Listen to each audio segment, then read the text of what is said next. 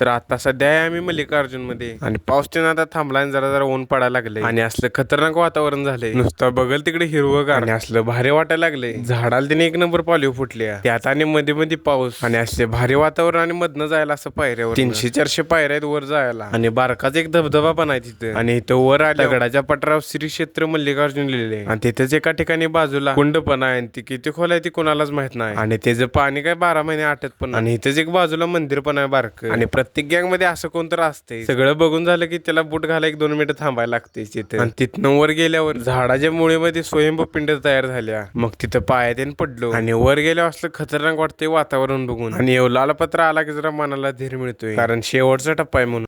मग काय आलो की डायरेक्ट वर. असला खतरनाक व्ह्यू आहे इथं नुसता बघतच बसायला. पायातीन पडलो आणि इथला सिनेमॅटिक व्हिडिओ केला आणि ते आपल्या पेजवर पण आवडला तर नक्की लाईक करा. तर भेटूया मग आता पुढच्या व्हिडिओत.